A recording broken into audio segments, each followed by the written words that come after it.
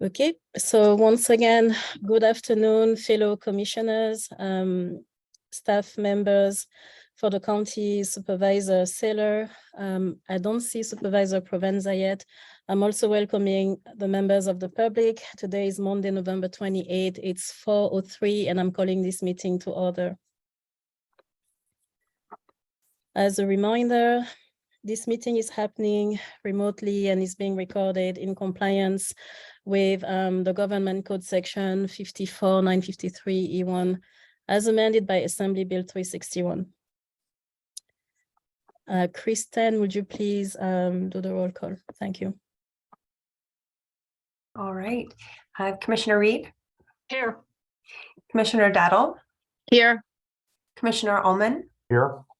Commissioner Kim? Here. Commissioner Serena? Here. Commissioner White? Here. Chair Mbondo? Here. Commissioner Austin? Here. Commissioner Alvarez? Here. Commissioner Bennett? Here. And Commissioner Britton. Also here. And our ex officio members, Sarah Morgan? Here. And Camille Kirk, I do not see yet. And our supervisors, we have Don Saylor present. Thank you, Kristen. So I touch on agenda item number 1 in reminding that this meeting is happening remotely and is being recorded. And I suggest that we move on to agenda item number 2, which is a land acknowledgement. So for members of the public, we have a rotation. Each commissioner takes turn reading the land acknowledgement, and today it is my turn. So I'm inviting you all to look at the first attachment document in the on the agenda. Okay. We should take a moment to acknowledge the land on which we are gathered.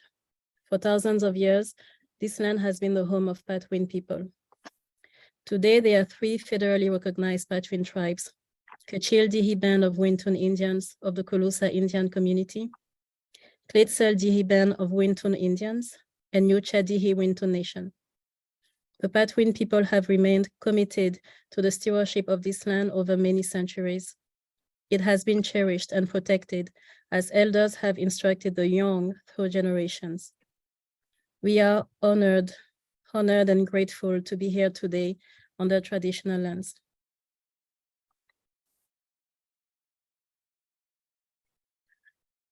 This concludes the land acknowledgement. We are looking at agenda item number 3, which is approval of the agenda. So members of the commission, let's see. Okay, before I want to read a comment that was shared, I think, by Sheila Allen, Deputy to Supervisor Provenza. Hi, Sheila. So Sheila says Supervisor Provenza is unable to attend. I'm here to represent him. So welcome, Sheila, and thank you for joining us tonight. Okay, so agenda item number 3, approval of the agenda. So members of the commission, do you approve of the agenda as you received it, as it is written? If yes, please make a motion, and then we'll discuss. I move approval. Commissioner Reed. Commissioner Reed moves to approve. Who is the second? I will second. Britton. Thank you very much. Any discussions on that? Anyone would like to add something, an amendment and position? Okay, so I think we're ready to vote on it. Kristen, thank you. Thanks. Commissioner Reed? Aye. Commissioner Daddle? Aye. Commissioner Ullman? Aye. Commissioner Kim? Aye. Commissioner Serena? Aye. Commissioner White? Aye. Chair Mbondo? Aye. Commissioner Austin? Aye. Commissioner Alvarez? Aye. Commissioner Bennett? Aye. And Commissioner Britton. Aye. The motion passes unanimously. Thank you all. So let's move on to agenda item number 4, public comments. As a reminder, and this is for the members of the public, you are invited to make a public comment at this time, we are asking you to please comment on items that are not already on the agenda. And in anticipation, I would also like to remind members of the public that later on in a few minutes, we'll be discussing the RFP review session, because I know there are many who like to share comments on that. So I'll ask you to wait for staff announcement to share your comments on that particular item. So we're opening the floor to public comments. You have 3 minutes. Please state your name and any relevant affiliation you would like us to be aware of. Thank you. Do we have any public comments at this time? Good. Hi, folks. This is Scott Stewart. Thank you for the time and thank you for the volunteering that you're all doing. I am just here to emphasize a comment that I made to the Board of Supervisors regarding the progress that has been made by this commission in the early actions and in regard to the recently awarded CAP project.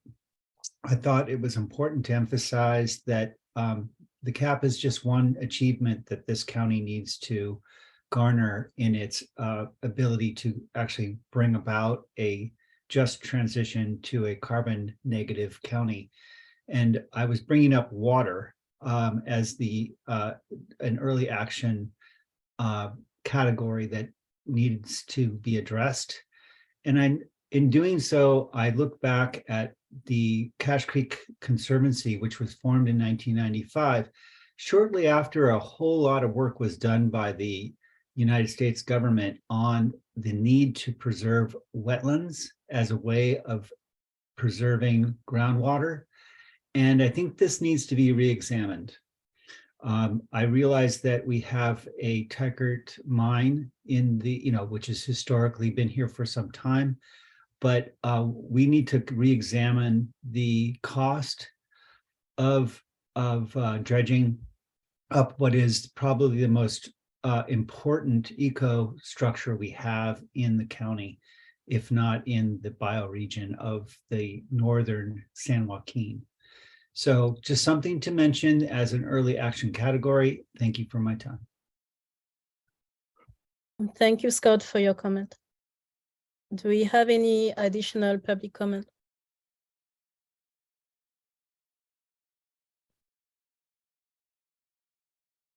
Okay, I do not see any at this time, so we are closing our conversation on this agenda item.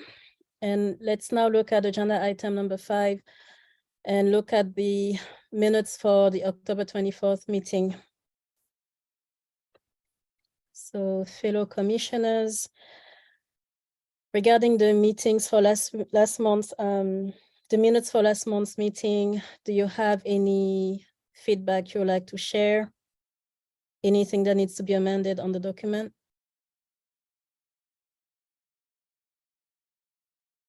Okay, I don't see any. Excuse me, I'm sorry. Oh, My unmute button didn't work for a minute. okay. On the approval of the previous month's minutes, I think my name needs to be added as absent. Thank you, Micah. I saw Kristen noted, so it looks like she took note. Okay, thank you. I'll correct that. Thank you, Micah. Anything else?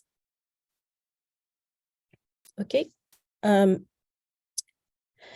have a public comment on that, so we will take it. Christine Shoemaker, you have the floor. Thank you for sharing with us any affiliation you'd like us to be aware of, and please state your name again for the record. Thank you. Okay, so Christine Shoemaker, I'm from Woodland, California, and I'm very interested in climate activism. So as regarding the minutes, I just wanted to make a suggestion. So we have switched the minutes to that we're not recording who the speakers are, whether they're commission members or whether they're members of the public. But the commission members are listed as present. So my suggestion, and it's just a suggestion for going forward, is consider listing the members of the public who are present as well.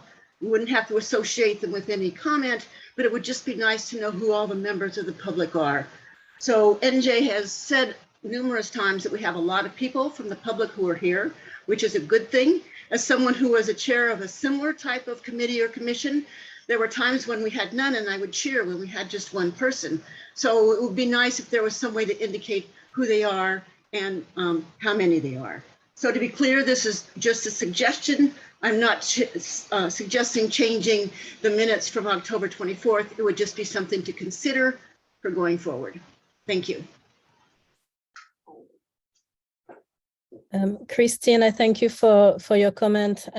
Also would like to share in relation to that in the past, we have read the names of the members of the public who are present, but also I would like to ask the equity working group if this is an item that they will consider adding to the agenda, because the question, one of the things to talk about is whether, how to address that, because in doing so, we're not necessarily asking the people who are present if it's okay to disclose their name and so on. Chris, I see that your hand is raised.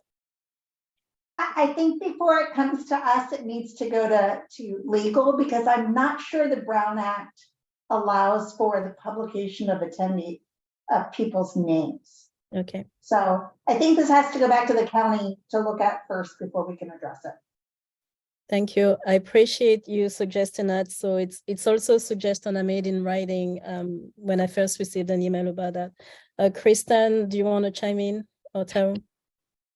Yeah, I'll just say that we will look into that and follow up at our next meeting. But thank you for your comment, Christine. Really appreciate it.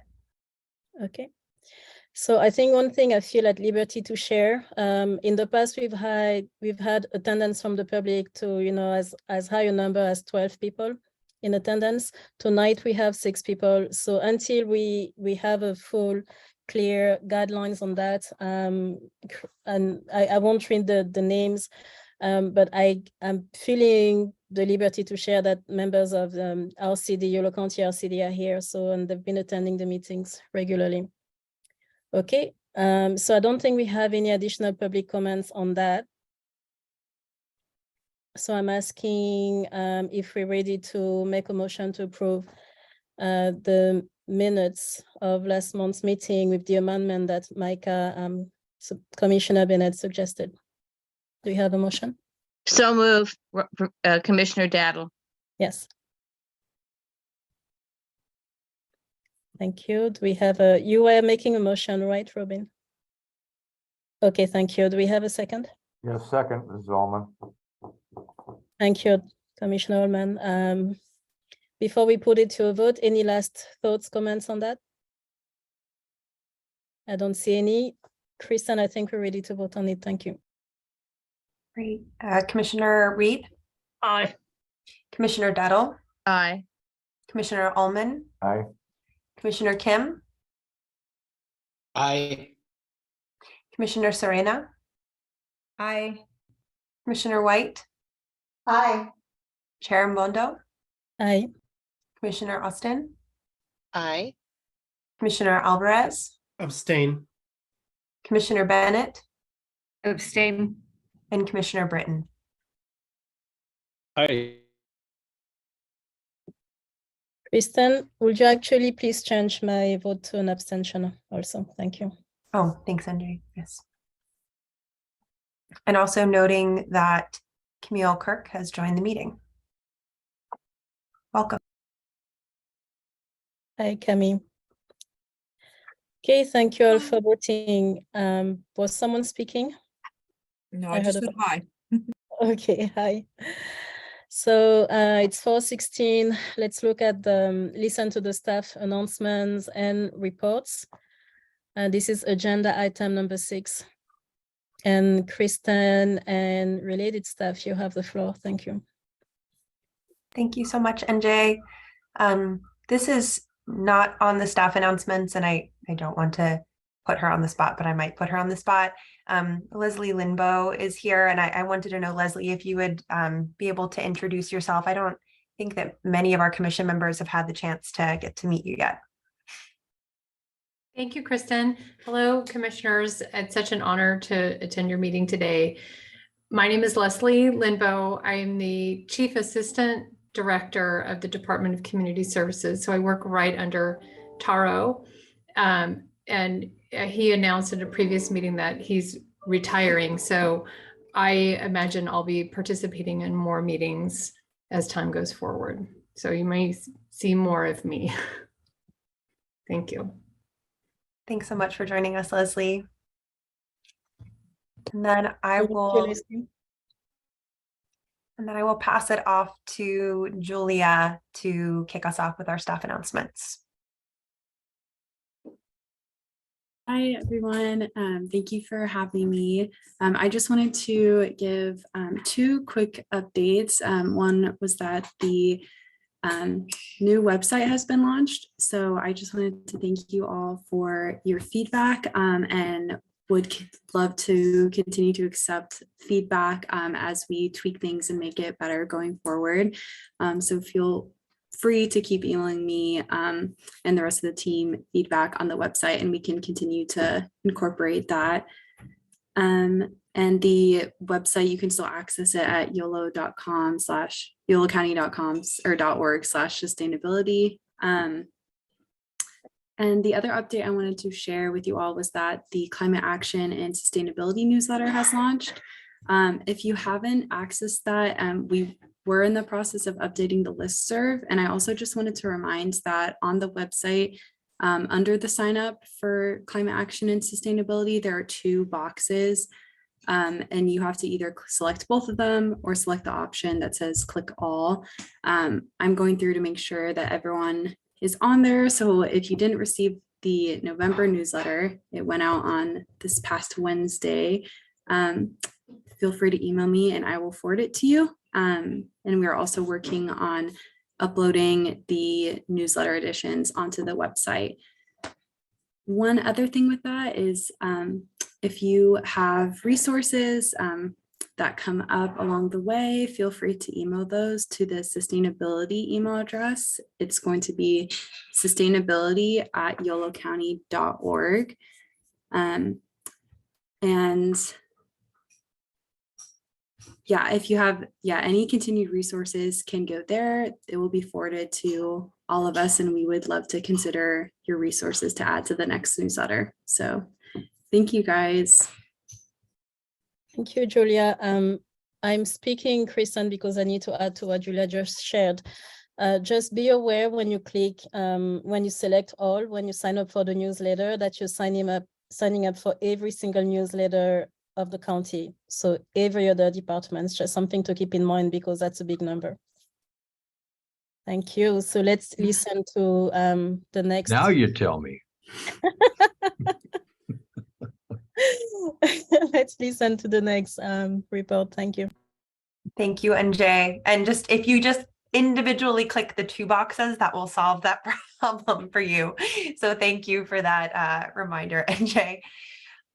So moving into our next few staff announcements. So first, this relates directly to the following staff announcement, but the county was successful in our application for a grant from the Urban Sustainability Directors Network to support the suite of equitable engagement strategies that the Commission recommended back in the summer. So this is really exciting. And I think just to share some of the comments that we received from the evaluation panel, there was tremendous excitement around the work of the Commission and really seeing that by funding stipends for our commission members, for our working group members, this could really be a model for the region. And that was why we were highlighted and why we received this grant award. So just, it really speaks to the amazing work that you've been doing. And we're so grateful to be able to have this funding and to be able to roll out these engagement strategies, which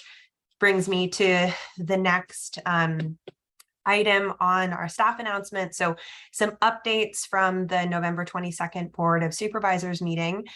I will keep my comments at a high level because I know many of you were there. I know a lot of you provided public comment, and I've heard from other folks that you've watched the recording. So at a high level, 3 key items were on the board agenda. So the Climate Action and Adaptation Plan contract award to DUDEC, Yolo County Resource Conservation District scope of work to support the CAP process and the facilitation of the equity of the Natural and Working Lands Working Group, and then the equitable engagement strategies for climate action and adaptation plan. So those were the 4 strategies that you all recommended over the summer. So we're really excited to share that all 4 of these items passed at the board after a really robust discussion. I've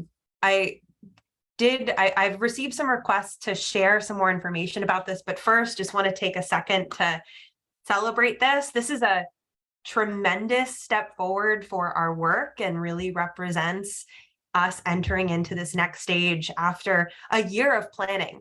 And so I'm just so tremendously excited for this, to be able to enter into this next stage of the planning process with you all, and just want to share my immense gratitude for all of the incredible work that has gotten us to this point. Every single stage of this was really an amazing collective effort. So I'm just sharing my immense gratitude and appreciation for all of you. So thank you, thank you, thank you.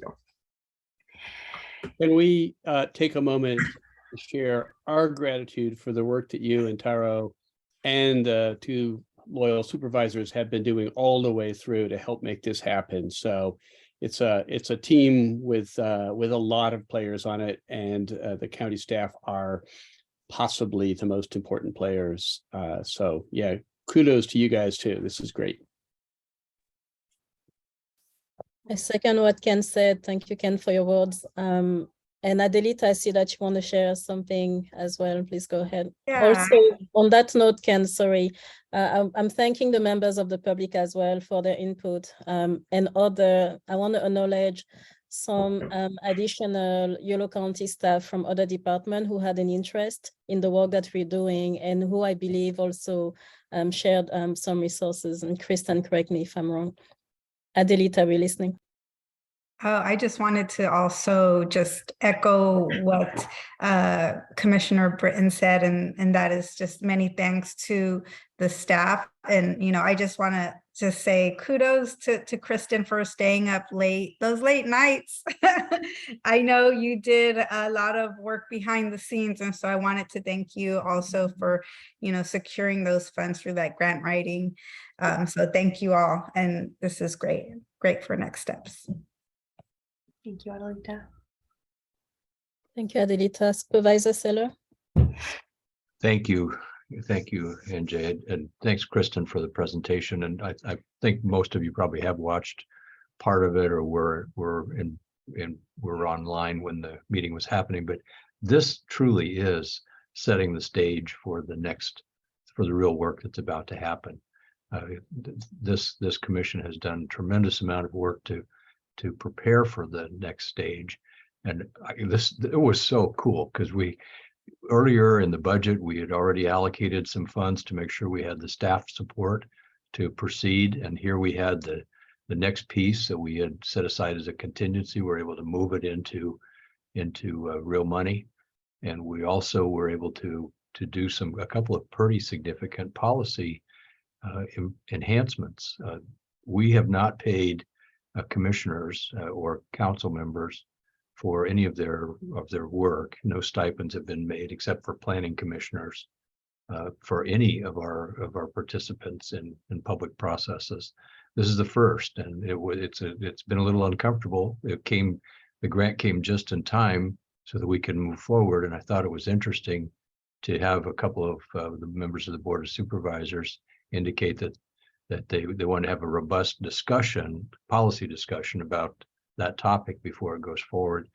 The ability to test the idea, to see how much we can enhance meaningful public engagement at key times through this approach, gives us some additional benefits even beyond the work that you do here with this commission. The fact that the scope of the climate action and adaptation contract was robustly discussed by this commission, and that you all appointed members of your commission to participate in the actual evaluation and selection process really involved this commission in a meaningful way. And I was really pleased to hear so many different perspectives going into the board's discussion on that topic. But I think you should be proud that the work that you did in preparation of that was used and was instrumental in arriving at the final decision. And that procurement was really quite effective, I thought. The fact that you had identified a need and an interest in looking at carbon sequestration early as a major part of the process allowed us to come forward with using a proven partner in Yolo County, the RCD, the Yolo County Resource Conservation District, and to secure a contract with them. And I know that Heather Nichols and Kate Reza are both on the line for this call. But we can only do this work together, and we can only do it if we have active participation from true, meaningful experts like the RCD, who already know the lay of the land and have already been working in this areas before. So I think we're in excellent shape to take this work to the next level in ways that nobody would have dreamed, and I think in ways that others are starting to take notice of around the state. And remember, when we first started these conversations, we had people from Ann Arbor and people from Oakland talking to us about the work that they had done. Robin did some good work to try to track down others around the country. I think what we're creating here is going to be the go-to place for this kind of work, and I look forward to actual stuff happening now that we've got the framework in place. So thank you all. Thank you for your words, Supervisor Siller. Sheila, you have the floor. Yes, just very briefly, on behalf of Supervisor Provenza, I wanted to also provide his thanks to all of you for the work that you have done on this. And then on behalf of Sheila, as somebody who's been hanging around government for a very long time, I have to say that it has been most impressive how this group has come together and really taken action from in a very short amount of time, but very thoughtful action. And so I have been quite impressed with that. And I think that I'm also impressed with the county showing that they have a priority for it and that they put money into having paid staff to be, because I know when it's, as somebody who's been paid staff, but only had 2 hours a week, to be able to accomplish something, it's really important. So the pieces are in place, and I really look forward to see what happens going forward. Thank you very much for sharing, Sheila. Kristen, I'll have you take the lead again from this point on. If I'm seeing one more hand raised, but I'll let you invite people to unmute themselves. And also at some point, if you wouldn't mind sharing how much the procurement was, because I'm not sure you shared the number. Thank you. Yes, we'll do. And I can pass it off to Robin for her question first. Yes, I just think we need to be creative about identifying the partners that will support the equity and engagement end of things. Since we didn't identify a single partner like the Resource Conservation District, the other piece that passed that offers these $5,000 grant opportunities for that kind of work. We all really need to think hard about how to maximize that in support of our, of our outreach, which is once again, a central part of our approach to this. So supporting Adelita and others, I think is really critical in a way that we have supported the RCD in this work. Thanks. Thank you, Robin. And I think that that's going to be a key piece of this moving forward, and how as we as a group think through with DUDEC on board. I think one of the things that stood out in their proposal is they want to, in a lot of ways, they acknowledge all of the amazing work that's happening with our commission, with our equity and engagement working group, with our natural lands working group, and they want to provide the support and infrastructure needed to ensure that we're able to meet the goals of this process. And so, we as a group, I can I can share now that we're hoping to have DUDEC come and do a presentation so that you can meet the DUDEC team in December. And I think as we think through, you know, what our process is for ensuring that we can really ensure accountability and move forward as a team and addressing all of these things, that's going to be critical.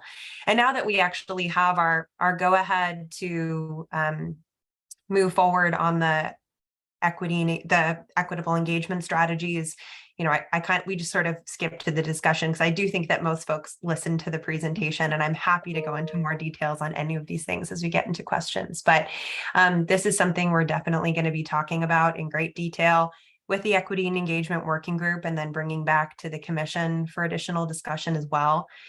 Likewise, rolling out our stipends is going to take a little bit of time as we get the pieces in place, but that's something we're really excited to kick off. So I really appreciate those comments, Robin, and it's going to be a critical part of our conversation. Mark, I see your hand up as well. Thank you, Kristen. I will admit, members of the commission, that I may have been a little bit out of order in the communication I filed with Supervisor Sandy regarding the process of approving the consultant. It had been my hope that it could have come back here to the entire commission, where some questions could have been aired prior to sending it to the supervisors. I will say at this point that I've always admired the commission, the Climate Action Commission, for its emphasis on action. I think moving forward with the contract, I can understand the motivation for doing that. But at the same time, I have a certain number of values that brought me here. I just finished my small bio that was requested by the staff. And I find that I needed to say that in regard to climate action, when I supported the initial emergency resolution, I said, follow the science. Since then, I've thought a lot more about the task that lies ahead of us. And I really believe that equity and engagement is equally important. I spoke recently with a friend of mine who's a member of the California Energy Commission, and he was talking to me out on the sidewalk as he was raking leaves about the necessity for not only top-down solutions in terms of regulations and mandates and that sort of thing, which we're all familiar with.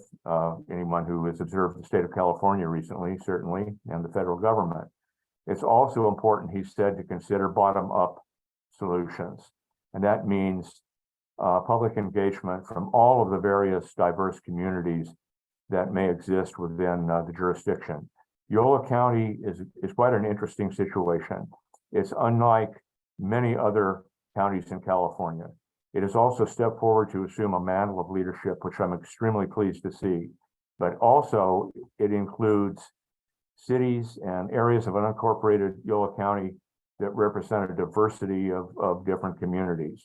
They speak different languages, they have different concerns. Many of them have been seriously impacted by the economy, as well as the pandemic. And in some cases, relating to these communities is going to be just as challenging, I think, as arranging for science-based solutions to get to not just carbon neutrality, but to carbon negativity. And when I spoke with Taro before this commission began, and I mistakenly said, wow, the goal is carbon neutrality.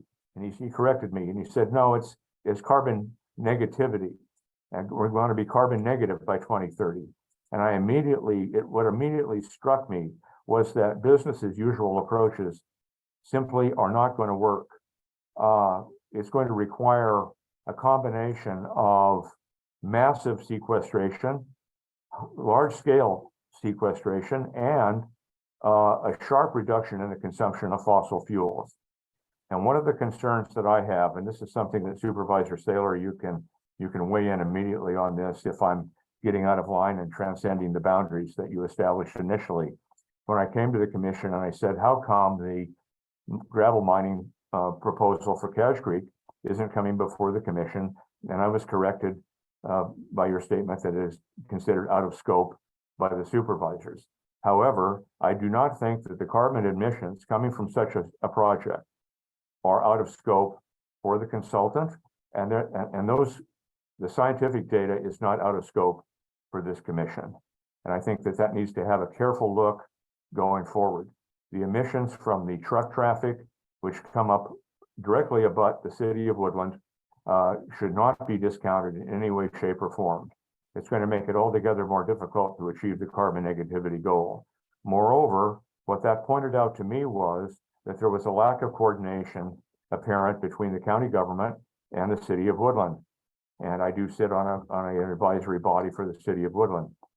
And it alarmed me a little bit that the visibility of this project hadn't been brought before that group and hadn't been discussed by the city. And so that's another area where I've firmly come down on the side of a better engagement between county government and its constituent cities. And they vary tremendously. Woodland is a far different case than Davis or Winters, West Sacramento. It's extremely different. We have different community members here that really do need to get engaged.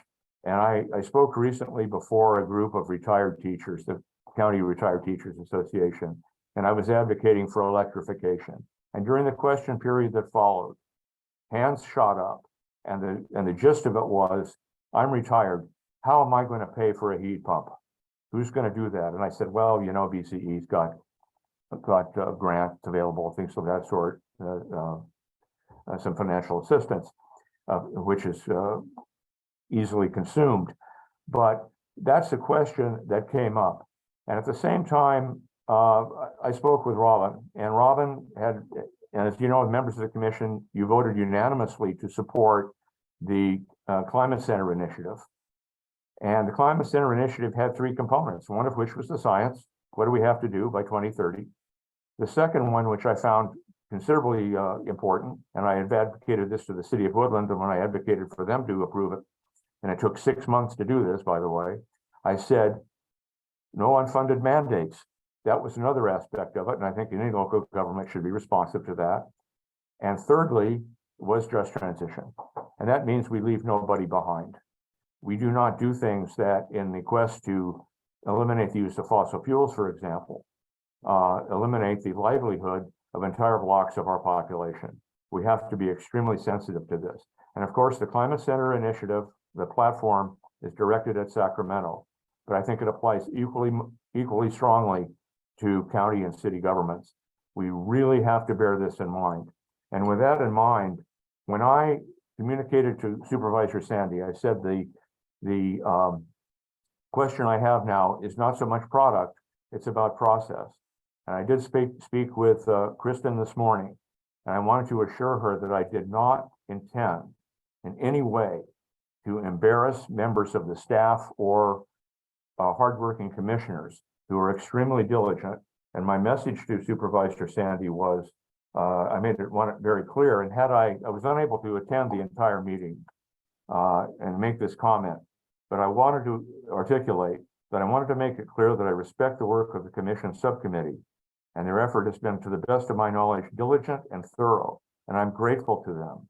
I also want to say that I've read the proposal submitted by the recommended consultant to the best of my ability as a speed reader, and I'm impressed by the breadth and depth of their professional qualifications and experience. And this is true in certain areas. However, I'm not sure, I really have doubts in my mind that this applies equally as well, certainly the science and the technical aspects of it, and greenhouse gas data acquisition. But I'm not as convinced that it applies to just transition, equity, and engagement. And with that, I would have said, had this come up before the commission for discussion, I would have asked the members of the Equity and Engagement Working Group to discuss what interface they had during this election process and what their involvement was. And so in general, those are my concerns at a very high level. And I think that sort of discussion going forward would be very fruitful. I wish it had happened prior to the supervisors meeting, so that if somebody had heard that we had recommended this consultant, and someone had some questions about it, I would have been in a position to answer them. And yet, going into Tuesday's board meeting, I really didn't feel confident that I could answer those questions. And so that's in essence why I communicated that to Mr. Sandy, Supervisor Sandy. I do believe his no vote had more to do with the stipend issue than anything else. And I know that Supervisor Saylor, you did ask during the meeting whether there had been any protests. And I'm sorry if I violated protocol on this, but and as Kristen pointed out to me, the process that was followed is one that's codified. This had to be done this way. So that's it in a nutshell. I think that I'm really hoping that the consultant does not bring forward a proposal or a body of work which is patterned after work that's been done for other constituencies in California. Getting back to my original point, I think Yolo County is quite unique in terms of the diversity of its populations and its effort to maintain an agricultural economic base. And so with that, I'll leave it to others to continue the discussion, but those are my feelings. Mark, I would like to thank you wholeheartedly for your comments and for sharing your concerns, but also for the encouraging words that you shared with us. I thank you also for applying principle of transparencies and again, just sharing, where you're standing and things that you would like to see highlighted moving forwards. On that note, I again want to thank all commission members for the time that you're giving, the energy, the sharing of your resources, of knowledge, of your network. And I need to acknowledge that in my personal opinion, since this commission has been in action, you have all displayed such an amazing level of spirit of collaboration. So, and I thank you all for that. Definitely, I believe that moving forward, we need to continue following in Mark's footsteps to share any concern we have very freely and very openly and as publicly as Mark did. And I appreciate, because this is what I see in the commission, again, the fact that we all have this thrive to collaborate.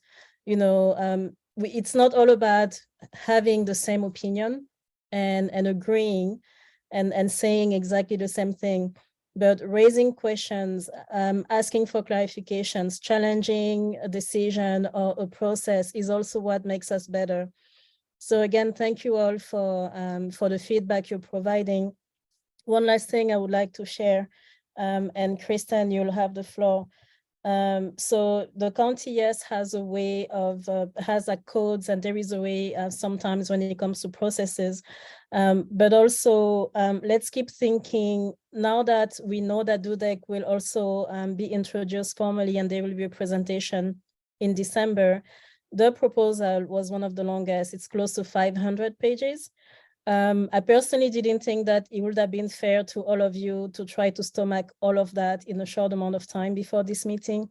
But I would like to encourage you, if you have the time, as well as any members of the public, the proposal is public, take the time to review it with the concerns that you have in mind. And then please attend the December meeting as well with any suggestions that you'll have on the mind, because they're also here.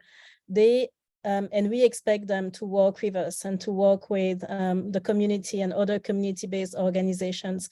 So again, just an encouragement along the lines of what Commissioner Ullman shared in terms of concerns. Let's also think of ways to keep the commission, the consultants, any other parties involved accountable. Let's think of solutions that maybe you would like to see implemented. So this is what I wanted to share at this time. And Adelita, you have the floor, and Taro and Kristen, please feel free to react. And I'm keeping track of the time also as we're discussing. Thank you. Thank you. Yeah, I just wanted to chime in support of Commissioner Allman's comments. I do, as the chair of the Equity and Engagement ad hoc group, I do expect that they will be working with us and closely. And of course, that means, you know, again, those stipends will be really important for our work as we move forward.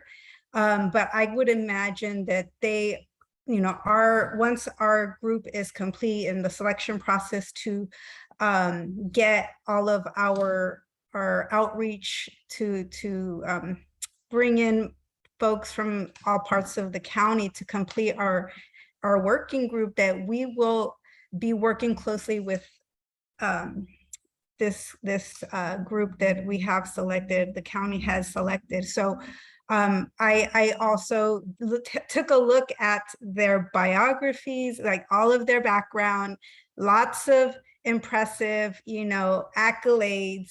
But I do want to say that I was looking specifically for someone on their team that had experience working in equity, working with communities, working with, you know, just going into community engagement a little bit deeper. I didn't see a lot of that, but it's something I was looking for. I did see they have worked in Coachella and Indio, and for me, I was like, okay, I'm from Coachella. I was born in Indio, so I know what those communities look like specifically. That is a farm working community. It doesn't look like Yolo County though, so I know that you know, we're going to be looking for their partnership, and we're going to be expecting them to work closely with us. And I am stepping back. Thank you. Thanks, Adelita. Robin? Yeah, I really appreciate Mark's discussion of some of his concerns, and he and I did have a little bit of back and forth before he made a statement today. Yeah, I'm wondering if the folks from our commission who sat on the review panel could just say a little bit about if they felt fully comfortable that equity and just transition ideas were given sufficient weight. Is that something you felt comfortable with? And how did you feel they were weighted? You know, I don't want to say as against, but in comparison to, say, the emphasis on science. Thank you. Thank you, Robin, for your comment and for your question. Taro?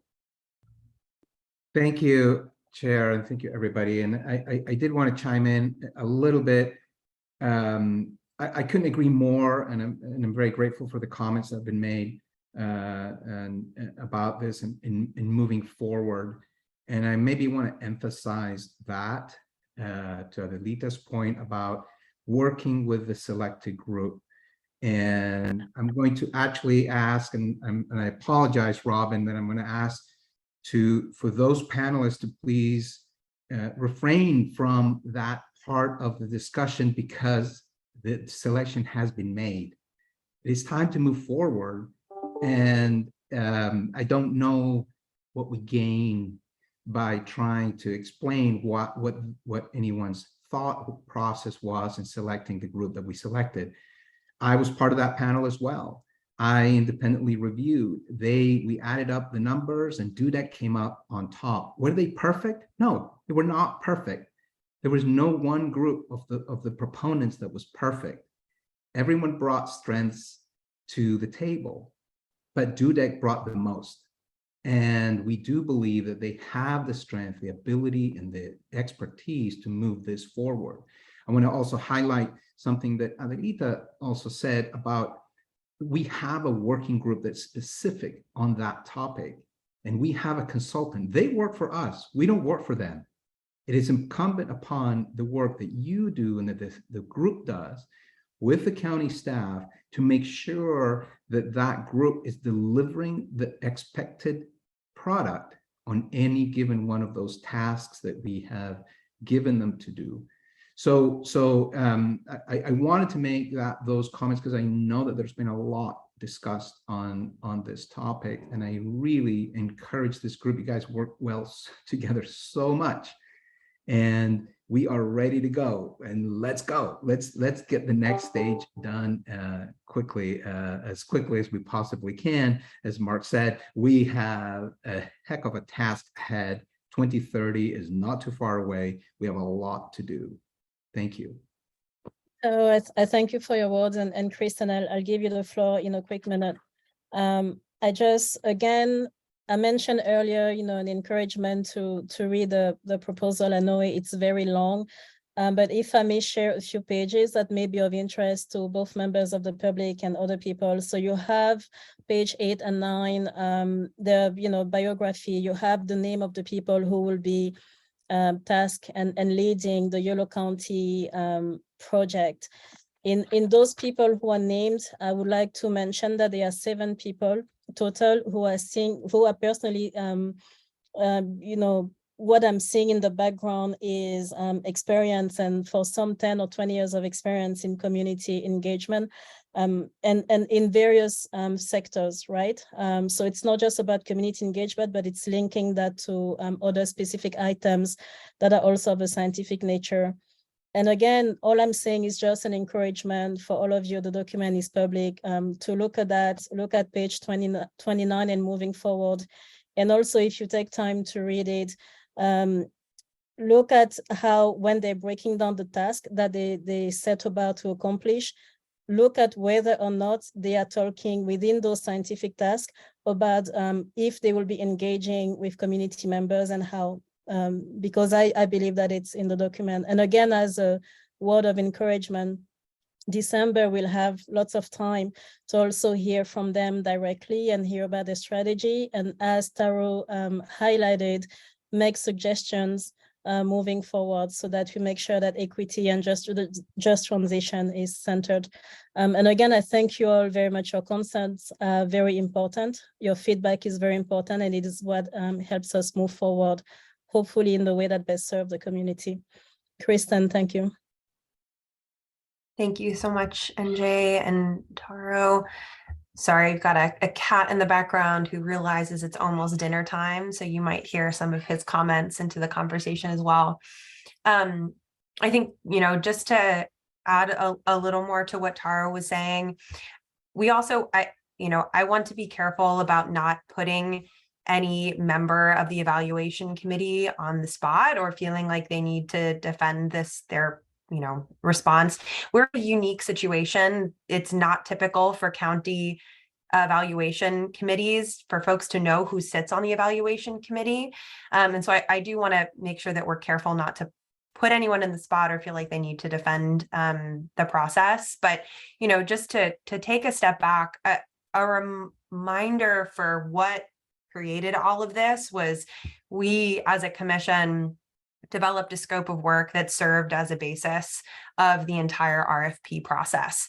And it was long. Our scope of work was really long, and we had 7 key tasks that were called out. And so just to quickly go through them, because I know it's been several months since we discussed this, and this was going to be what I talked about at the beginning of my presentation. So looping back to that part of the staff announcement, but we had a community engagement and equity strategy, which for DUDEC is a tremendous portion of their budget. A GHG inventory with updated emissions reduction targets, emissions reduction strategies, climate vulnerability assessment and adaptation and resilience strategies, a funding and financing roadmap for how we will implement this, an implementation and monitoring plan, and then delivering a suite of final CAP products. And so those were the 7 tasks that were put into the RFP. As you can see, the whole RFP is included in the board item from November 22nd. And the lion's share of the points for the evaluation committee is the proposer's understanding and approach to the project and the experience and qualifications of the consulting team to address all 7 of those tasks. So we really want to see the team who could deliver all of those 7 items as best as possible while meeting the goals and values that we as a county and as a commission outlined, which was centering equity and a just transition in that process. And so, I think going back to the collective scope that we developed is really what outlined the RFP. And and looking across all of those things and all of the values that we outlined, DUDEC came out on top. And, there are no perfect proposals. There are, strengths and weaknesses everywhere. And, for DUDEC really rose to the top handily. They really scored. It was a clear winner out of the proposals that we received. And so I think where we stand right now, going back to what Taro said and what NJ shared earlier, how can we make sure that DUDEC can continue to really be accountable to the values that we as a commission outlined in that scope of work outline that we agreed on? And I think that can be a really critical part of the conversation in December when DUDEC comes to the commission and begins their process. So I hope that is helpful. There's a lot more that we can share, but I'll leave my framing there for now. And then I see that Commissioner Reed has her hand up as well. Yeah, I wasn't planning to speak, but I think after all the comments, I've just been motivated to do so. I really second the suggestion that we move on. I've been a consultant, I've been managed consultants. At the end of the day, this is up to us, whether the work that's done meets the values that this commission has agreed on. And we have a qualified, technically and scientifically qualified group with which to work that surpassed others in terms of their ratings and ability to do that. And that direction of where we go from here is something that we have to engage in as a commission. And together with our staff, work with this consultant for the outcomes that we seek. The path that we're on is not a path that has been traveled before. So to look to a group and expect them to have experience having developed an action plan and then engaged in full implementation and produce the outcomes that were originally predicted or desired doesn't exist. This is a movement that we are part of, and in many ways will be dictating what innovation and mechanisms can be applied to create the type of engagement and the type of implementation that we hope to see. This is up to us in terms of creativity, some experimentation. We may try some things that don't work, and we may try others that work exceptionally well and will be serving as models for other jurisdictions that continue down this path of addressing climate change and engagement from the ground up. So I hope that this is the last that we will be talking about the process that led us to this place, which in my estimation and my experience was superior and above and beyond what the normal process for developing an RFP and selecting a contractor has been in state agencies and local agencies and county agencies that with whom I have worked. So that's all I need to say. I look forward to working with all of you to make this process successful and to produce the outcomes that we all seek. Thanks. Thank you very much, Suzanne. Supervisor Britton. Yeah, I hope I don't want to open a discussion here, but I just want to call the group's attention to one of the things that this proposal stood out to us, the evaluation group, is both on what was on paper and especially their previous people they'd worked with, their comments was that this group is clearly good at working with the government agency and the people who contract them, and that they stood out that way. And that's up to us. So I want to put that into the forward-looking part of this discussion and saying they want to work with us. They said it clearly in black and white. People who worked with them before said they did that they followed through on that. So that puts the ball in our court. And I think it starts next month that we want to engage them positively and constructively and say, hey, here's the kinds of stuff we're interested in. How would you work with us on that? And so they'll get to know us, right? This is going to go on for a couple of years. They're going to want to work with us. It's going to be an active back and forth, and we should start it on the right foot constructively and give them plenty of our good ideas to work with as they move forward in their planning of their part of the process. So I think we can do that. This group is very constructive, and I have no doubt that they will meet us halfway or beyond. And I thank you for your words, and also everyone who provided feedback on this particular report. Micah, you have the floor. Thank you. Yes, I just wanted to speak very briefly. I really did appreciate Commissioner Allman's comments and the invitation to have this conversation. I also appreciate needing to move on. And I felt that the conversation was very helpful to me to understand that we do have several things in place to make sure that we meet the values and so forth that we've set forward. So I just want to commend everybody for this discussion. And I was still pleased that it got brought up because I had some concerns that I feel like I feel better about at this point. So thank you very much. Commissioner Bennett, thank you very much for your feedback. I'm leaving the floor to Kristen once again. And so we are still at agenda item number 6. And we were just talking regarding the big package that went in front of the Board of Supervisors. And Kristen, would you please continue with the staff report? And when you're done with all the items, we'll take public comments if it's okay with everyone. Thank you. Thank you, NJ, and thank you all so much for sharing your comments. It is so greatly appreciated. So thank you, thank you. The last two reminders are quick. So the first relates to this too, to just another reminder to direct questions to Yolo County staff as they come up. And this to members of the public as well. The sustainability@yolocounty.org email address goes to the whole sustainability staff team. And it's, we want to make sure that folks feel comfortable reaching out to staff, see us as a resource, and asking that when you have questions, send them to staff rather than to individual commission members, particularly when it relates to business that would be discussed as a full commission. And then a reminder just for our commission members on a light note to send in information for your commission member introductions. We're hoping to do a series for our various social media pages to introduce you all the great work that you do. So a short list of questions and a request for a headshot were shared. If you feel comfortable being featured on our various social media platforms, we would greatly appreciate that. So that concludes the staff announcements, and then I will leave it there, and I'm happy to pass it back to you, NJ, to open us up for public comment.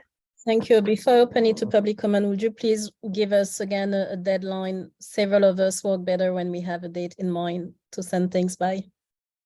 So when would you like the commission members' short bios and headshots by? I don't remember the deadline off the top of my head, so I'm going to put Gretchen on the spot, who is collecting all of these. Gretchen, do you remember our deadline that was included? Or when would you like them by?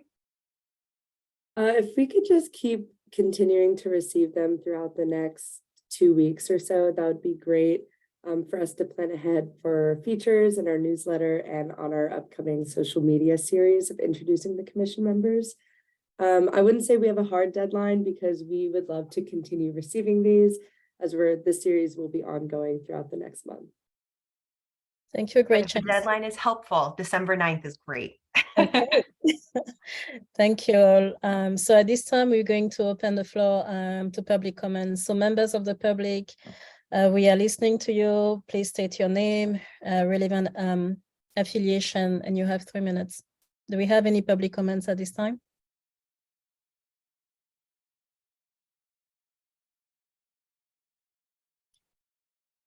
Okay, Kristen, oh no, we have one from Richard and Henry. You have the floor. Please again state your name, affiliation, and we're listening to you. You have 3 minutes. Thank you. My name is Richard Henry.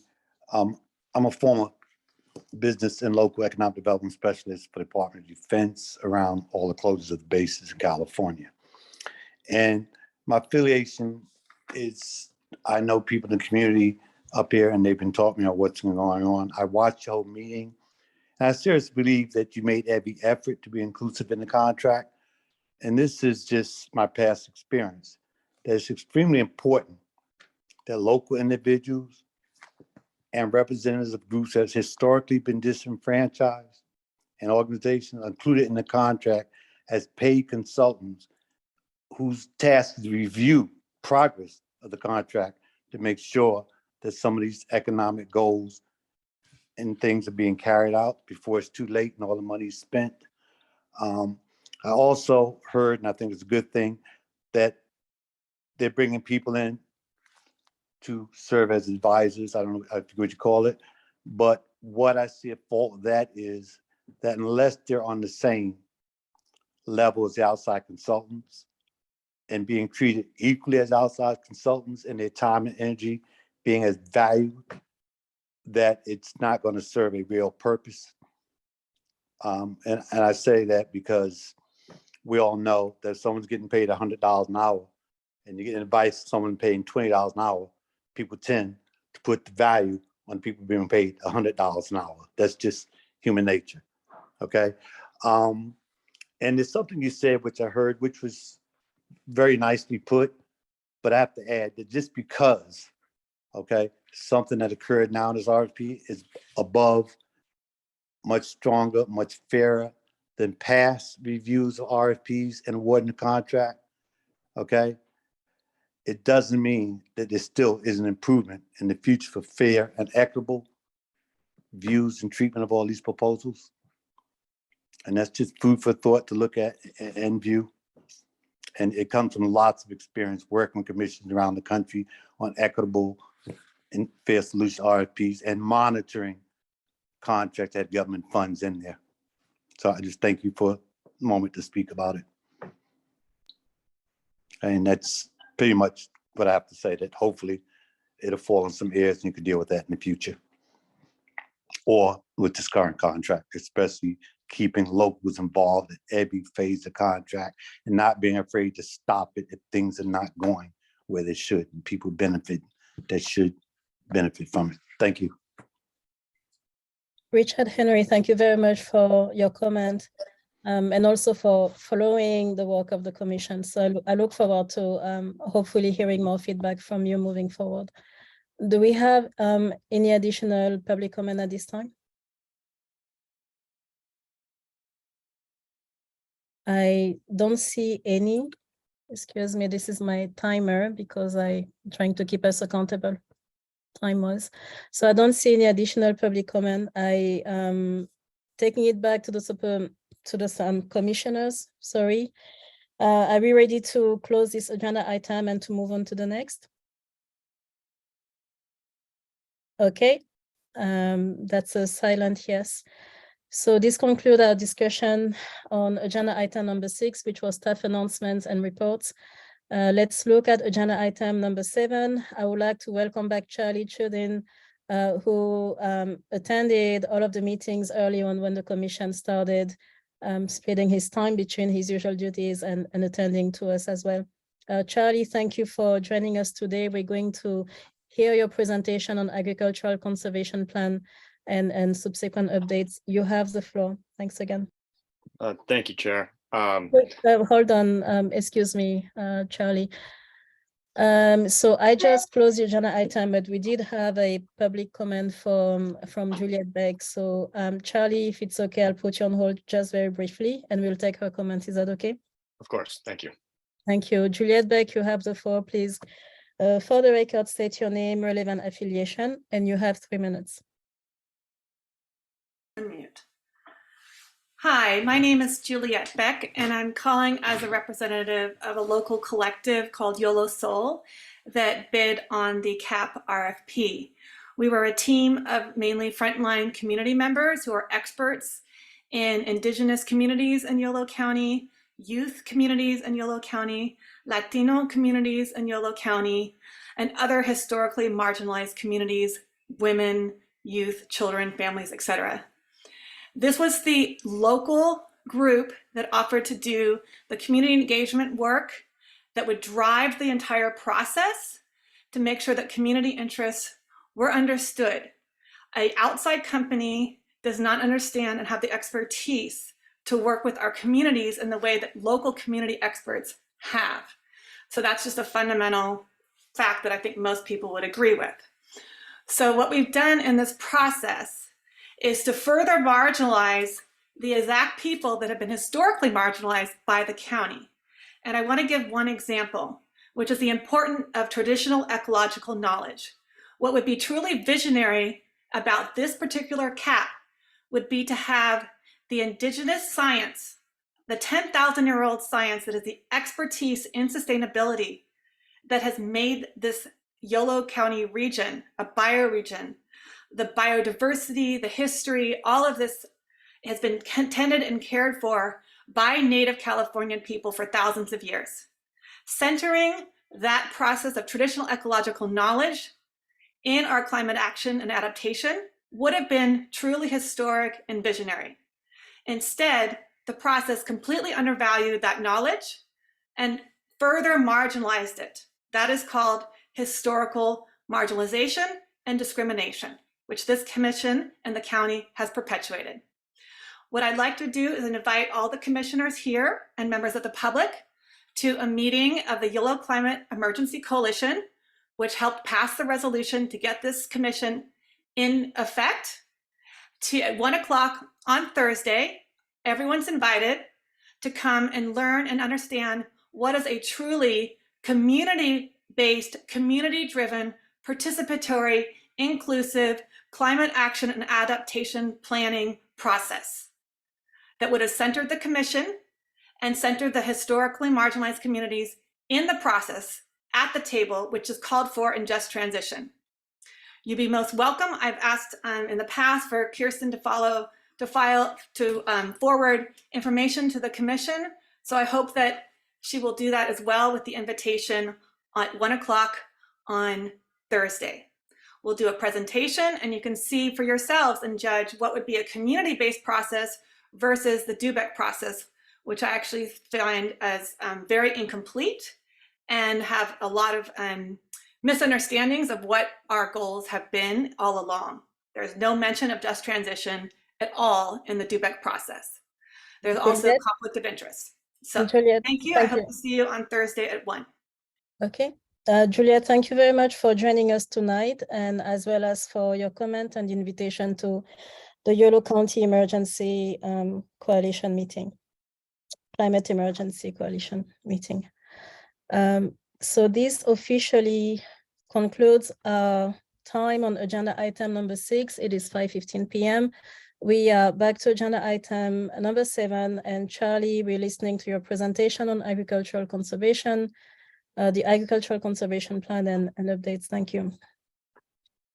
Thank you, Chair Mvondo. If you don't mind, I'm going to keep my camera off. I'm uncertain of my Wi-Fi and want to at least get through this presentation. My name is Charlie Chuden, Natural Resources Planner in the County Administrator's Office. As the Chair mentioned, going to provide a little background and description of the Yolo County Agricultural Conservation Priority Plan, as well as some next steps. So as I'm sure this group is well aware, the county has long implemented principles related to agricultural preservation, directing urban development to the 4 cities and promoting compact building principles that relate to ag preservation. But more recently, the Yolo County 2020-2025 strategic plan included a goal of flourishing agriculture with topic of ag preservation, which is measured in the number of agricultural acres protected. With that in mind, county staff applied for grant funding through Department of Conservation Sustainable Agricultural Lands Conservation Program. Sorry, Charlie, just to quickly, would you like me to be sharing your slides? Oh, that'd be great, actually. Thank you. Sorry. We are on slide 2. So in 2020, the county applied for SALT grant funding to develop what is called the Yolo County Agricultural Conservation Priority Plan. On slide 2, I've included one of the more pertinent policies from the general plan that just speaks to the county preserving agriculture using a variety of programs. Beneath it, you can see the county's general plan land use designation map. All of that green area is agriculturally designated land. Some of the programs used in the County Williamson Act, conservation easements for agricultural lands, as well as working lands, the habitat conservation easements as well. If you want to go to the next slide, Kristen. So the anticipated deliverable is really a strategic plan that will help the county as well as its other agencies, partners that work in agricultural protection. Strategic plan for them to continue doing so that the county can achieve both agricultural protection and still facilitate urban development. So a little bit progress of the update. Since we've applied and received funding at the beginning of 2020, we've since hired ICF Consulting who are working on the plan. They're in the process of finalizing the draft plan and a fact sheet that will soon be available for public review and comment.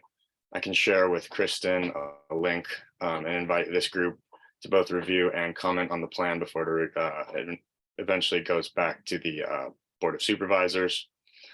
Kristen, if you want to go to the next slide on outreach to date. In getting this far, the county has met with groups related that work in agricultural protection, the Yolo Land Trust, the Yolo Habitat Conservancy.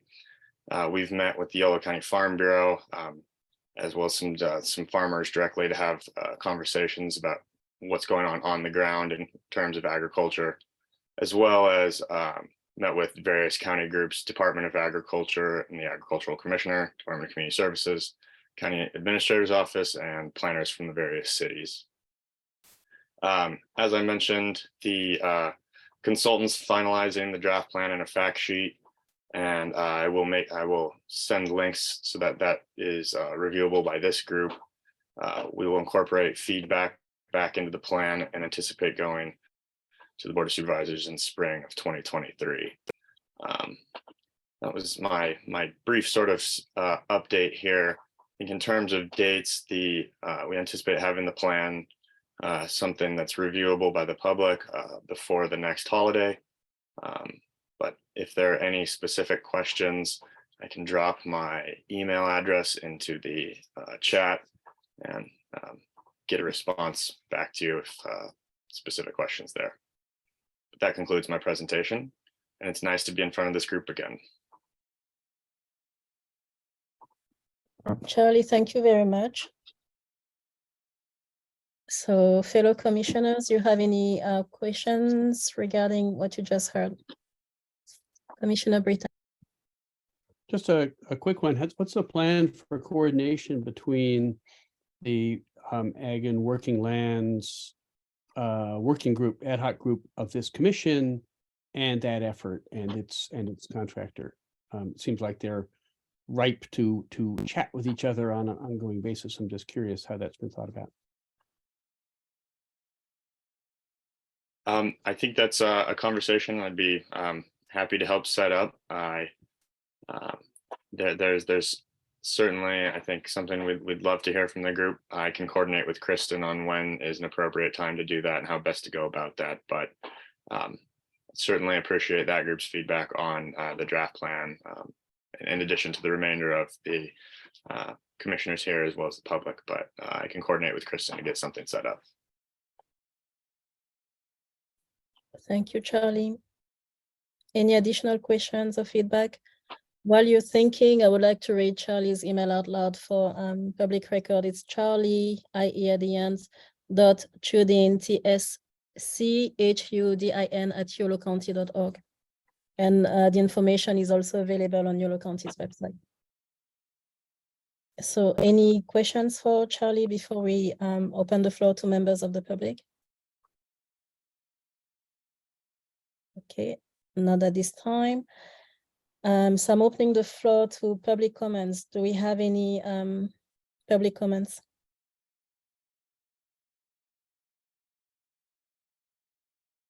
Going once, going twice. Okay. I don't see any.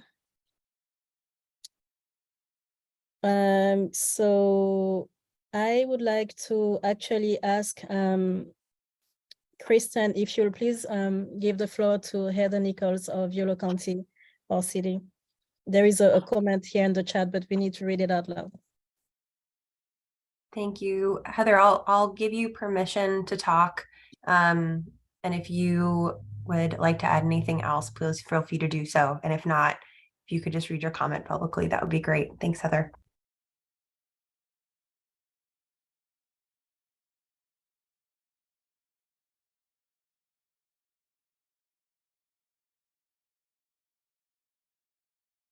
We can't hear you, Heather. I'm not sure if you are trying to speak, but I will read Heather's comment. She said, so yes, for county planning policy. Yes, county planning policy for agricultural preservation should be a part of our strategy. So Charlie, let's definitely chat about what we might be able to do to coordinate between the work you're doing and the National Working Lands Work Group moving forward. Sounds good. Get something on the calendar there. Sorry. Toss it back to you, Kristen. Sorry. Thank you very much to both of you. And as a reminder, sorry, so there is an invitation, of course, to attend a meeting. Charlie mentioned it and said, Kristen, that you'll be sharing the link to us. I would like, so Heather Nichols confirms that she has some technical difficulties. Just as a kind reminder, we're really not supposed to use the chat function because then people who are members of the public don't have access to the information that's being shared. So I just want to encourage you to, as much as possible, raise your hand and share the information that you want to share. Thank you again. Okay, so if we don't have any additional public comments on this item, I suggest that we close it. And then that we move on to agenda item number 8, which is very exciting. As everything in this meeting, we're going to listen to our working group updates, and we will start with the equity. It is not late. We're going to start with the equity and engagement working group. And Adelita, you have the floor. Thank you for leading us into this conversation. Thank you. Me and Bernadette, I'm the chair. Bernadette's the co-chair. We will be alternating giving feedback. Bernadette, it's your turn today. So thank you so much for being my partner here along with our other team members there. She will be providing our feedback today. And apologies, my lighting is not really working with me, but you can just enjoy the aura that I'm giving off. So hello, folks. I'm the vice chair of the Equity and Engagement Working Group. And I'm happy to give kind of a little brief overview, but as we've been doing, I welcome my fellow members, Adelita and Suzanne, to share their updates on anything that I might have missed. So we were some of the first folks to hear the good news about external funding that was made available for participants in the working group. So that was really wonderful. We also highlighted, and I think this is important for the entire group to know about. We also highlighted our asset mapping of folks who we want to potentially invite to the working group, or important perspectives that we think is going to be that will be really important to the ideas of equity and engagement. And so we encourage you all to we at the Board of Supervisors meeting, and then now in this meeting, we welcome you all to share your input on what, if there are individuals or groups or particular populations or people or organizations that you think it would be really important to make sure is represented. You can work through Kristen with that. And Kristen, I don't know if you're going to share. Yeah, so she's nodding. So she'll share more information to commissioners about that. And also, I would imagine also members of the public, if you're interested and have ideas, or if you would yourself like to volunteer, also share your information. And so that's probably the biggest task that our group is working on. We discussed some of the logistics around it, right? So I think the biggest piece for you all to know is that, you know, we are soliciting input, but we're also thinking about that we're in the process of drafting the outreach materials. Right now we're looking at content, and then we also will be looking at distribution. So we had a really good discussion, but similarly, if there are social media channels or you know, organizations that can help us get the word out to groups we think is really important to have their perspective included, do let Kristen know. And then we reviewed our calendar of things that we wanted to work on. I think I've kind of hit everything. I'm also cognizant of the time. So I'll pause there and see if Adelita and then Suzanne have anything to add to anything I might have missed. Sounds good. Sounds like you covered everything. Thank you so much.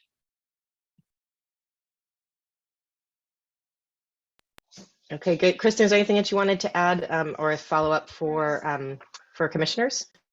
Yeah, I'll just thank you so much, Bernadette. You touched on everything. For members of the public who might not have my email.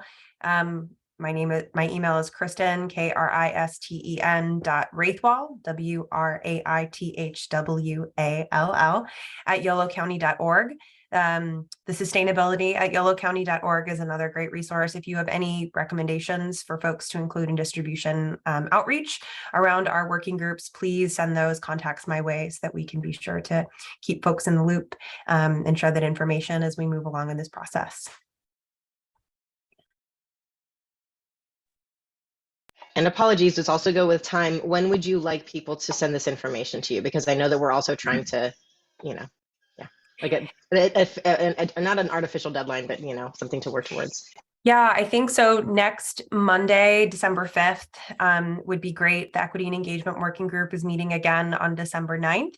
And as another reminder, our December commission meeting is a week earlier, because of the various holiday breaks. And so that Monday, December 5th should give us enough time to get folks into the pipeline and ensure they're in the loop before we have our next meetings. Thank you. Thank you. So I know you mentioned 3 commissioners in that working group. So I was wondering, and I think the third one is Suzanne. So I was wondering if there's anything you would like to add to what's been shared.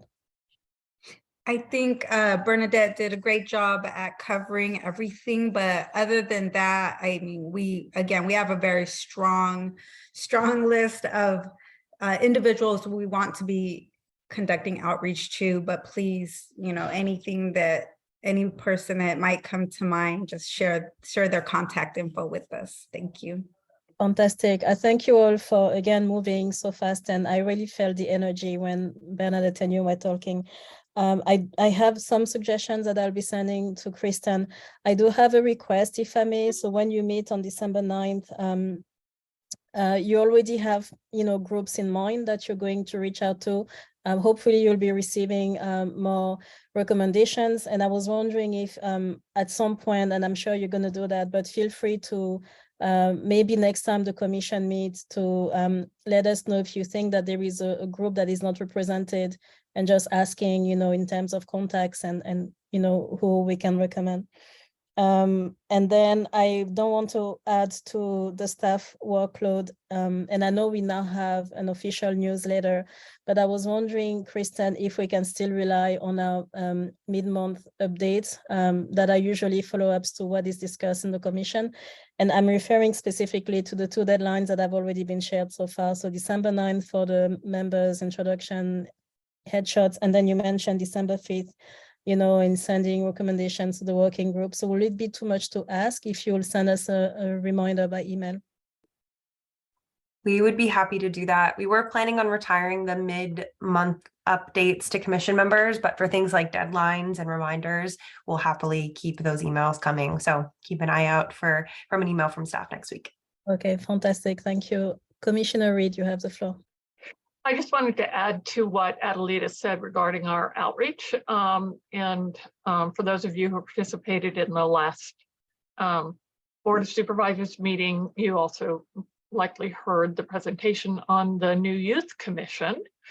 And so part of our outreach will also include communication with the person that pulled that all together and was very successful in bringing in, I think, 80 applications to participate in the Youth Commission from a variety of areas throughout Yolo County. So we're going to be tapping into that resource as well. That's it. Thank you. Thank you, Susan. It's a very important piece of information. And since you mentioned that, that was in the public meeting of the Board of Supervisors, but something that I've heard twice already from supervisors who are not part of the climate subcommittee is that they're hoping that in our outreach efforts, we also have strategies to meet people where they are. I shared with them that several of our commission members are also part of other groups and live in different areas, included unincorporated areas. And that as part of that, you do spend some time engaging with groups and as I understand it, sharing the work of these commissions and collecting feedback as well. But I just wanted to share publicly that was something that several supervisors and also members of the public are interested in see how we implement that. Commissioners, do you have any feedback, questions before we turn it over to the public? Okay, I don't see any more reactions from you. So members of the public, do you have any questions for the Equity and Engagement Working Group? Or feedback?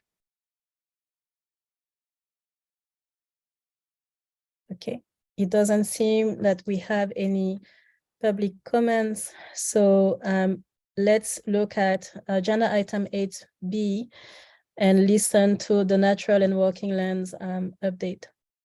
Thank you.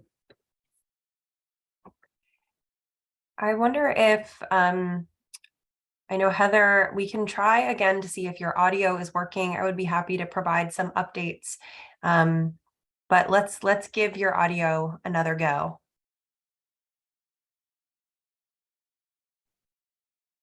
Okay, can you hear me now? We can hear you. I'm sorry about that. So this is Heather, the Yolo County Resource Conservation District. I'm the Executive Director. I'm going to be working on the Ag and Natural Lands Working Group, and we did have a meeting, kind of just an initial kickoff meeting with commission members who were interested in serving on the working group, and introduced, kind of our, just heard a little bit more about commission members' interests and values and things that they would like to bring to the working group meeting, and the effort that we are going to be undertaking to bring the agricultural community along with us on the action plan development. So it was mostly introductory. We talked in general about not necessarily limiting the commission number of commissioners, hoping to get, I don't have my notes in front of me, I'm sorry, but having at least 3 committed members to coming to meetings that are representing various, a diversity of perspectives from the Yolo County working lands community in particular, but also acknowledging that we'll be reaching out to all kinds of folks from different perspectives individually. I think getting 3 members to commit to the meetings is going to be possibly a challenge. So in in addition to that, doing a lot of individual, having a lot of individual conversations and interviews. And then we also talked about going on some field tours of the kinds of practices that we'll be discussing as strategy for land-based solutions, so that we can kind of see as a working group, why, also to meet people who are doing them, why they're interested in doing them, what it looks like on the ground, or the feasibility aspects and that kind of thing. But that's as far as we got. We didn't get too far. My colleague Kate, who's going to be doing a lot of the facilitating of these groups, couldn't make it. So I was, it was mostly introductory. So we're looking forward to, now that we have a contract in place with the county really getting going. And I think we are planning to have our first earnest meeting after the new year. I hope that's an okay update, and Kate, chime in if you're there and would like to. Kristen was facilitating. I asked Kristen to start to facilitate that particular meeting, to get all the introductions going with the commission members, but and any other commission members who are there who'd like to chime in. Thank you. Thank you, Heather. Kate, I would like to acknowledge your presence as well. Thank you for being with us tonight, as every time this commission meets. Before opening the floor to the other commissioners, Heather, I was wondering, did you discuss the frequency of your meetings? I know that was, I think, set up when the working groups were established, but would you mind reminding us how often you plan on meeting? I think we have in the scope of work once a month. Okay. Thank you. So, fellow commissioners, do you have any questions for this working group? Any clarification needed? Any feedback you'd like to offer? Okay, let's start with Commissioner Morgan. Thanks, Sanjay. I was just gonna add, I think Heather did a pretty good job of recapping our first introductory meeting. So I participated in that, as well as Commissioner Kim, Commissioner Bennett, and then Commissioner Alvarez was absent, but is planning on being at future ones. And just to add that, as Heather was saying, we kind of, in our discussion, we were starting to think about what kinds of groups and what kinds of activities we want to focus on, and the importance of not only getting our small nonprofits or small farming groups that are already doing sustainability, but the importance of also capturing the big farms in Yolo County, like Morningstar, these big industrial scale groups, because it's going to be, for this to work, it has to be holistic and engage with everyone who's in Yolo County. And so that also goes beyond farm, but, UC Davis that does biotech research, or, we have our local land trusts and conservation groups that work with farmers. So just emphasizing that it's going to be a wide and various group. And so that is going to be the benefit of not having all of these representatives as committed members, but as people we can go to and get their input on as the group progresses and we work through some of our issues and strategies. So just wanted to add that, but thank you, Heather. Great job. Thank you, Sarah. And Commissioner Britton, you're listening. Yeah, thank you. Yeah, that's great. Glad to hear it's moving forward, and really interested in the idea. I think it's a great idea of doing field trips. And I'm wondering if the rest of us can come along on those field trips without it being a Brown Act violation. I will look into it. I will need to verify the Brown Act implications of that. I think it's sketch. We probably can't, but it's still a great idea, whether or not the rest of us can tag along. Kristen, if I could, on that. Yeah, of course, please. On that topic, if you might have to post it as a meeting And then you have to make sure that there's opportunity for public engagement or public inclusion. But you can do that way. You can also do it in groups that are smaller than the total, than a quorum would be. So you could have multiple trips if you needed to, but you may well be under the quorum for availability in most of the time. So. Thank you, Supervisor Saylor. I'm going to be a troublemaker here for a few seconds and ask if what you just shared about publishing it as a public meeting so that the community is aware of it and has an opportunity to participate. Sounds like a wonderful life hack. And I was wondering if that is something that can, that you think only applies for those field trips. But I'm wondering also if the same goes for working groups meetings. And the reason I'm asking is because we've had requests from people, just wondering if any members of the public could attend the working group meetings.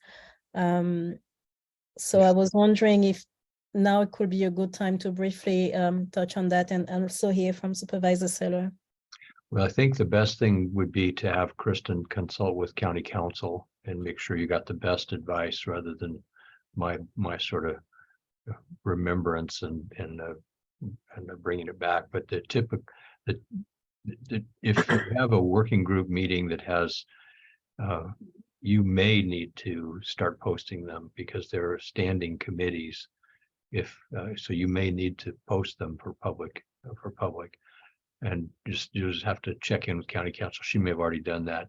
In the past, when we've done field trips, one of the challenges is if you have, say, a bus that's taking people, then not everybody can ride on the bus. And so you've got public, the weirdness of not having public access to whatever conversation or presentation might be happening on the bus. So there's some details to it. So Kristen, maybe you already consulted with County Council.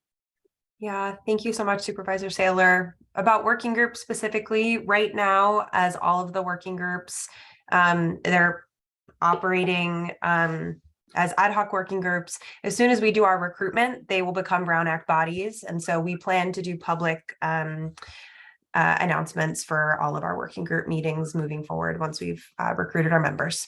Yeah, that makes sense because it's when you shift from being working on a specific small scope to a standing committee, then you've got to do then it's important to have public scrutiny and public access.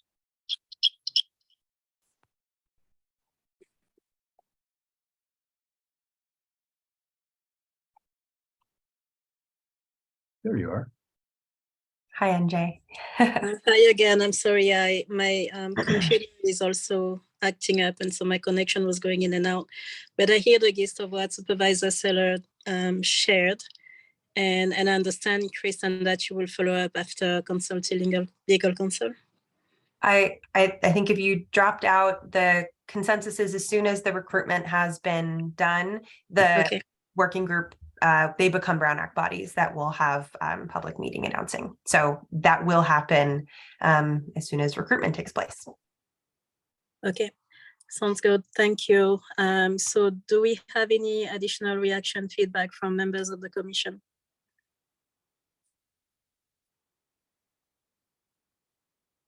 Okay.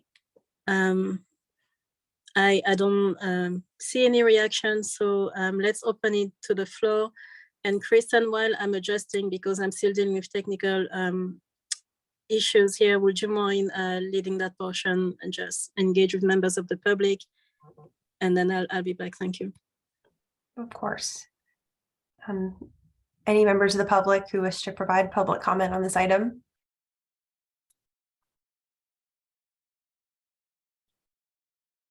Seeing none, I think I can pass it back to you, NJ, for commission member reports. Okay, it's very challenging to attend a Zoom meeting from the phone. I am not used to that. Okay, so I think that this concludes our time on this agenda item. I believe. So let's look at agenda item number 9. I would like to commend us all. It's 5:46 p.m. We are well within the allocated time. So now we are going to listen to commission member reports, comments, future agenda items as well. Commissioner White, I see your hands. You have the floor. Thank you. Thank you. So this is commission member report, future agenda item, all of the above. In this last couple of weeks, the Department of Energy has issued bunches of things that are called a notice of intent. And the way that federal funding works is they say, hey, we're going to release an RFP pretty soon. And for the Department of Energy, it's called a funding opportunity announcement. That pretty soon could be tomorrow. It could be 6 months from now. But they tell you that it's coming up to give you time to get all of your partners together and really think through your ideas. Well, the reason that I bring this up to us is they released a bunch of them. And I would imagine that the FOAs, the funding announcements, will be released before we have new members of Congress and they stop the train. One of these big funding announcements that's coming out is specific for schools. And this goes back to something that Andrew Kim brought to this group at the very, very beginning of everything we did as one of the potential early actions. So one of the FOAs is, I'm sorry, I have to go back and look at my screen because I forget what they're called. This is called Renew America's Schools, FOA.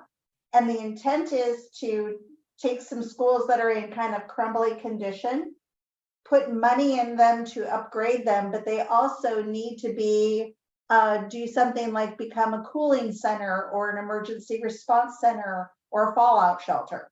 So it has to have that optional piece of it. And just today, DOE announced or released what they call the teaming list. That's the list of companies that would be interested in being on an application. And this one is eligible for local government. So a county could apply for this. So this is like one of 30 that have come out in the last 2 weeks. So we don't have time to wait for another meeting. I will send some of this information along to the county staff, and then you guys decide how you want to go after it. I do want to tell you that, like with every single RFP, you have to follow the RFP to a letter. There's no room for creativity. If they say we want to see how you dance on the moon, you show them how you would make every attempt possible to dance on the moon. So that's the part about that. And if some of our other folks our guests are still on the line, DOE also has right now they're asking for RFI, request for information, about some ways that nonprofits might look at new and novel building materials, but they only want to hear from small nonprofits. And so they want to hear about creative ways to do things that are not so much science, but are maybe going back to the ways that we looked at things in indigenous times. And I will also send you that information, that RFI. They are very hard to complete, and many of the nonprofits that I work with don't even understand the questions that are being asked. So maybe we can figure out through our equity team how our small nonprofits could respond to this extraordinarily confusing RFI. Okay, I'm done. Chris, I thank you for sharing. And also when you send information to Kristen, because I noticed that when it comes to grant applications or that types of follow-up, definitions vary depending on the institution. So if you wouldn't mind, if you have access to that information, when they say small nonprofits, how small are we talking about? And I'm asking for that clarification because we don't want any local organization to exclude themselves thinking that they might not qualify. Yes, and you know what you and I think is small and what the Department of Energy thinks is small are really different things. So, but in this, they even talked about houses of worship and super micro RFPs, but I also think they're looking maybe for people who have offices in a building or own a building, but it doesn't mean they don't want to hear from the rest of us. Okay, thank you for clarifying. Commissioner Kim, you have the floor. Or maybe Yes, not. thank Okay. you. Yeah. I wanted to bring to the commission's attention and members of the public, next Monday, December 5th and December 4th is going to be a special summit and reception hosted by the California Energy Commission and a group called Elected Officials to Protect America. And it's called the California Climate Emergency Energy Security Summit. And this is an effort to advance, climate emergency resolution for California. They're doing this state by state. They're also focusing on offshore wind production and some other legislative agenda items. What's exciting, I believe Governor Newsom is going to be participating. It's going to be at the Warren Alquist State Energy Building, which is 1516 9th Street at 9 a.m. next Monday. And I believe it is limited spots. So you want to RSVP as soon as you can. And it's a free briefing or summit. So it's available to the public. Thank you, Vice Chair Kim. Commissioner Morgan, you have the floor.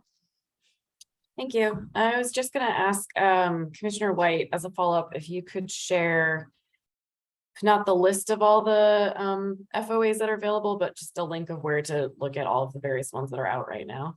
Or is it all just on grants.gov? It is not grants.gov, but I will tell you out loud, it's called EERE Exchange. And so if you just Google EERE Exchange, you'll find the site. Perfect, thank you. But I will send the specific ones I'm thinking of for Yolo County to Kristen to share with everybody else. Thank you both. Supervisor Seller, are we listening? Thank you very much. Looking around at this panel and seeing and hearing the conversation tonight is really heartening, because we have someone from every corner of the county involved in this commission. I really appreciate that, and I appreciate Suzanne's reference to the Yolo Youth Commission that was just formed. We did have 87 applicants from all over the county, kids between 13 and 17 years old, and we appointed 15 of them last Tuesday. And that I do hope that you take advantage of that. Those kids are going to be superstars. They're given an opportunity to decide how to spend $160,000 a year each year for the next to advance youth development and youth engagement in civic affairs. And there is a variety of young people with a really interesting array of backgrounds, and you're gonna find they're gonna knock your socks off. I'm really excited about it. I did put something in the chat contrary to NJ's advice and guidance. There is this week we've got the last Yolo County Climate Compact meeting for the year, and that's going to be on Friday, December 2nd from 10 to 11:30. I've had the privilege of chairing that group for about the past 10 years. It's been in operation for 15, and I've attended most of the meetings even before being the chair. It's a wonderful way for for people from all across the county to participate, and they have. And this one is set up as a sort of a retrospect and a future view with jurisdiction reports on what they're doing on climate action. And we've had little bits and pieces of this in the past, but this one's a little bit more robust. It's got all the cities, the university, the Yolo County Housing, Yolo County Office of Education, Valley Clean Energy, Yolo Solano Air Quality Management District, Yocha Dehi. I think, Sarah, you're going to be with us, and we're looking forward to that because we're going to hear from each of those jurisdictions on their work. And it's a really interesting opportunity for the people in this commission, because I know you're interested in what's happening across the county, and this is one of the ways that we've been working to do just that. I see this commission as this one, the one that you are part of, as an articulation of our ongoing concern for our planet and engagement of all of the people throughout the county in working on these problems. And I'm really excited about the work that you're launching. And I hope you can join us on Friday to hear those presentations. Supervisor Seller, thank you. And I see that I have so much authority over you. And you went ahead and place something in the chat. So for members of the public interested also in attending that meeting, I invite you to reach out to Supervisor Seller's office and they will email you the link. The event is happening on Zoom, it's virtual and it's open to everyone. Thank you for sharing that information. And Kristen, please don't hate me yet. So anything shared in the chat, you'll have a trace in writing because it's going to be saved. So also if you wouldn't mind copying and pasting the information that Supervisor Seller shared. And when you send us the reminder on the deadlines, if you could add that to it as well, that would be great. And also as a reminder, Juliette Beck invited members of the public and commissioners to her grassroots organization's meeting, which is happening on Thursday. She placed the link in the chat before she left. So if you would like access to it, please email Kristen as well. And again, as a reminder, please share the information publicly if you can. Supervisor Seller, are you listening? Okay. That was a mistake. Do we have any additional comments, reports from commission members? Anything you would like to share? So on my end, I don't know, I can't see who is in the public right now, but I want to give a shout out to one of our members of the public, Scott Stewart, who is also part of the Yolo Climate Emergency Coalition, along with Juliette Beck and some commissioners on this commission. I'm thinking of Commissioner Serena and Andrew Kim, Robin Dettel. And just wanted to share that Scott published an article on the Davis Enterprise on the work of this commission with just an explanation of what our goals are, a little bit of the timeline and a little bit of history. Again, it's on the Davis Enterprise. It was published yesterday. So I thought you'll be interested in having that piece of information. And future agenda items, is there anything you would like to add? Kristen, maybe anything you want to share on that? Seems like no. So I'm going to close this portion of our conversation. We're moving on from agenda item number 9 to agenda item number 10. And this is a long range calendar attachment G. Oops. Again, I personally don't see anything to add to it at this time. Let me know if I'm mistaken. Okay, so any parting words before we adjourn this meeting? My only comment on the long range calendar is just a second reminder that our December meeting will be a week earlier, so December 19th at the same time. Sharing that for record, and we'll be creating a new long range calendar for 2023. My final parting words is thank you all again so much. It's really great to get together, have these conversations, and I'm so incredibly appreciative of all of the work that you've put into this process. So just sharing my gratitude once again. Thank you, Kristen, for these words. I second what Kristen just said. I would like to thank you all again for making the time to serve on this commission. I thank you for your passion. It is driving us and it's doing really, really good things. And again, welcoming Gretchen, who is a new addition to the staff for the work of the commission. As a quick reminder, I'm gonna try not to break into tears here because I can be quite dramatic, but Supervisor Seller will be attending the meeting one more time and then he'll be retiring after 45 years of public service. Supervisor Seller, thank you so much for all that you've given to our community. Taro, left. Yes, a round of applause. Taro had to leave the meeting early, but also the December meeting will be Taro's last meeting with us as he's moving to another part of the world. And then I think in terms of big announcements, that's about it. I hope that you all have a fantastic week. I look forward to meeting with you again next month.